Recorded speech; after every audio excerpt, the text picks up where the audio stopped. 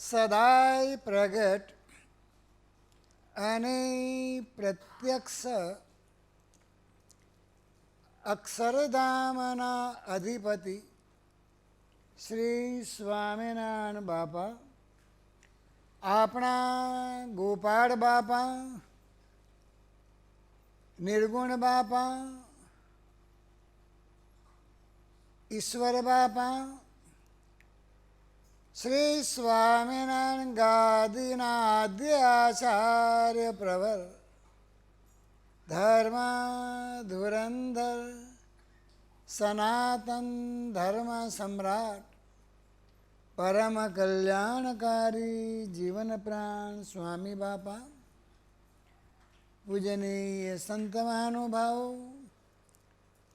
વહાલા સત્સંગી બંધુ, સૌથી પ્રથમ સર્વને સ્વામિનારાયણ બાપા, સ્વામી બાપા દિવ્ય સ્નેહ અને આશીર્વાદ પૂર્વક જય સ્વામિનારાયણ પાઠવે છે. આજે આપણા મહોત્સવનો બીજો દિવસ છે. આજના દિવસે પણ આજના બ્રહ્મયજ્ઞમાં અને આશીર્વાદમાં સાથે રાખવા તમામ સંત મહાનુભાવોએ તેમજ દેશ પરદેશમાં વસતા શ્રી સ્વામિનારાયણ ગાદી પરિવારના તમામ બાળકોએ સાથે રાખવા પ્રાર્થના કરી છે. તો આપણે બધાએ સાથે મળી ભગવાન બાપા, સ્વામી બાપાને પ્રાર્થના કરીએ કે આજના બ્રહ્મયજ્ઞમાં અને આશીર્વાદમાં તમામ સંત મહાનુભાવોને તેમજ શ્રી સ્વામિનારાયણ ગાદી પરિવારના તમામ બાળકોને આજના બ્રહ્મયજ્ઞમાં અને આશીર્વાદમાં સાથેને સાથે જ રાખે. જેમ હમણાં જ બંધુ ગુરુપ્રિયજીએ વાત કરી તેમ આજે બંધુઓ 15મી ઓગસ્ટ છે. આપણો ભારત દેશ સ્વતંત્ર થયો તેની ખુશાલી મનાવવાનું બંધુ આજે રાષ્ટ્રીય પર્વ છે. ભારતમાં તો બંધુ આ દિવસ બહુ દબદબાભેર બંધુ ઉજવવામાં આવે છે.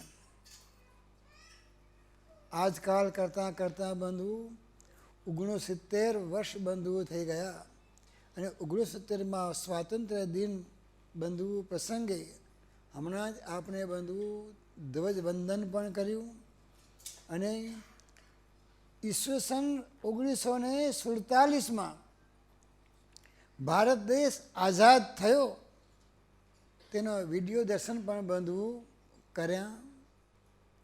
આપણા દેશવીરોએ આ માતૃભૂમિ માટે જે શહીદી બંધુઓ વહોરીને જે બલિદાન આપ્યા છે, કુરબાની આપી છે, તેને યાદ કરી અને તેનો બંધુ આદર કરવાનો આજનો દિવસ છે. એટલા જ માટે બંધુ આપણે બધાએ ગાઈએ છીએ અને કહીએ છીએ, હે મેરે વતન કે લોગો जरा आँख में भर लो पानी, जो शहीद हुए हैं उनकी जरा याद करो कुर्बानी. तुम भूल न जाओ कुर्बानी, इसलिए सुनो ये कहानी. जो शहीद हुए हैं उनकी जरा याद करो. कुबा हिमालय खतरे में पड़ी आजादी, जब तक थी सांस लड़े वो, जब तक थी सांस लड़े वो, फिर अपनी लाश बिछा दी संगिन पे धर कर माथा, सो गए अमर बलिदानी।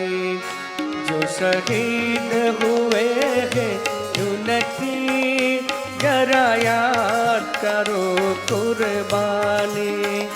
जब देश में थी दिवाली, वो खेल रहे थे होली।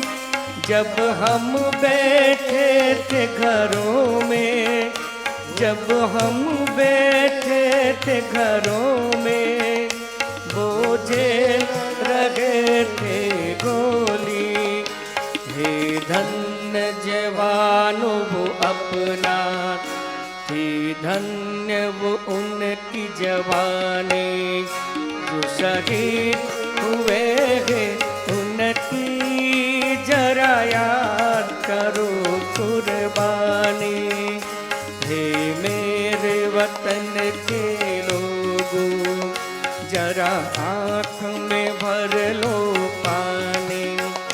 जो शहीद हुए हैं उनकी जरा याद करो कुर्बानी।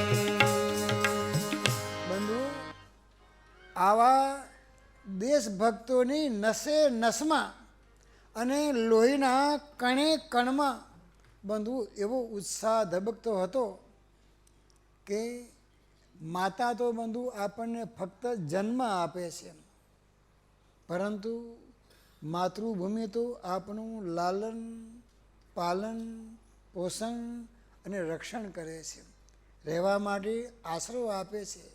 અન્ન, જળ, વાયુ, ફળ, ઔષધિ, વનસ્પતિ વગેરે બંધુ આ સ્નેહમયી માતા વડે બંધુ આપણને મળે છે.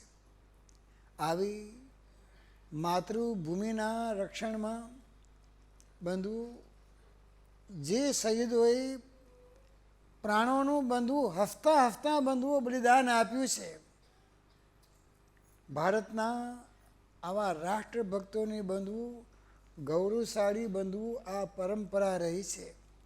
એટલે જ બંધુ આપણે વારંવાર ગાઈએ છીએ ને કહીએ છીએ, प्रभु का भारत है हमारा भारत है, प्रभु को प्यारा है हमें वो प्यारा है। देश की रक्षा में हमें न डरना है, जान भी देना है, ये एक हमारा नारा है। हो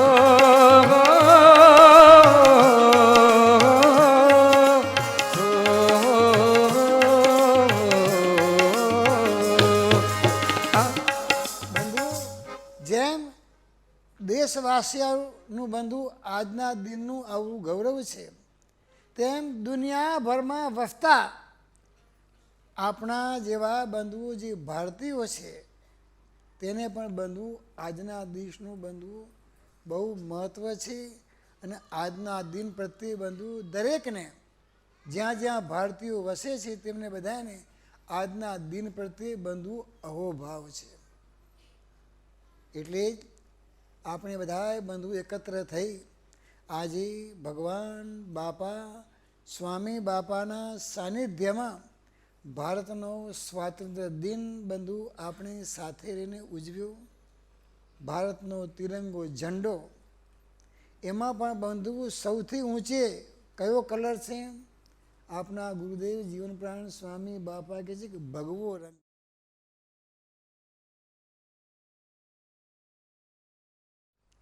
કે આપણે બધાએ બંધુ આ ભારતમાં જન્મ પામીને આ ભારતભૂમિ ધર્મભૂમિ છે, ઋષિ મુનિઓની ભૂમિ છે, સંત મહાત્માઓની ભૂમિ છે.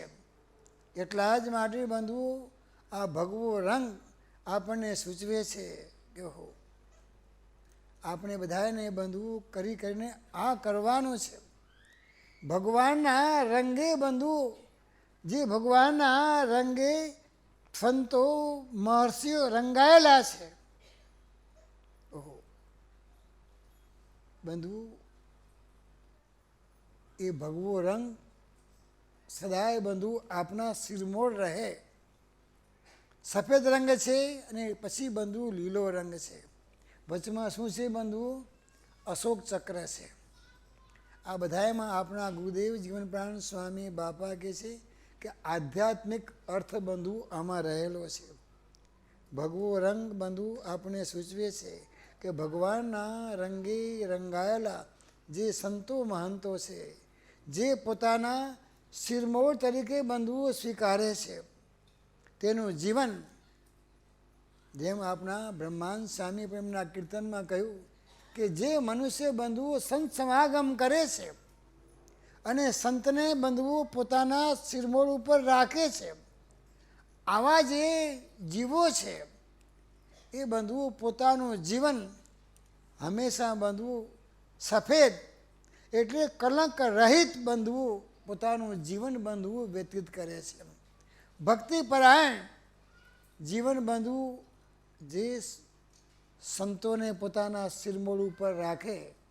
એટલા જ માટે શ્રી સ્વામિનારાયણ ભગવાને પણ બંધુઓ વચનામૃતમાં આ જ વાત સમજાવી છે કે આ જગતમાં જો કલ્યાણકારીમાં કલ્યાણકારી હોય તો ભગવાન અને ભગવાનના ધામમાંથી આવેલા આપણા ગોપાળ બાપા, નિર્ગુણ બાપા, ઈશ્વર બાપા અને આપણા સમયમાં આપણને મળ્યા આપણા ગુરુદેવ જીવન પ્રાણ સ્વામી બાપા છે. જો એમના સંગમાં રહીએ તો આપનું જીવન સદાય બંધુ હરિયાળું અને કેવું રહે? લીલું છમ રહે કે છે. આવા સદભાગી જીવન જીવવાને માટે જીવને બંધુ અશોક, અશોક, શોક રહિત, હંમેશા હર્ષથી આનંદ ભર્યું જો બાપા કે જીવન જીવવું હોય તો બંધુ આ જીવન ચક્ર બંધુ આપણી સ્વભાવમાં અભિવૃત્તિ કરતું રહે છે. અને આવું જે જીવન જીવે છે તેનું જીવન બાપા કે આઝાદ બને છે. આપણે પણ સાચા અર્થમાં આઝાદ બનાવવાને માટે કાળ માયાથી રહિત કરવાને માટે ઓલી ગુલામી કરતા બંધુઓ કાળ માયાની ગુલામી તો બહુ જબરી છે. કાળ માયાની ગુલામી તો બાપા કે બહુ જબરી છે કે છે. આવી બંધુઓ કાળ માયાની ગુલામીમાંથી બંધુઓ બચાવનાર, રંકમાંથી રાજા બનાવનાર બંધુ આપણને સર્વોપરી સર્વ અવતારના અવતારી શ્રી સ્વામિનારાયણ ભગવાન, પ્રાતસ્મરણીય બાપાશ્રી અને સાર્વભૌમ વંશાવળી બંધુ આપણને મળી છે.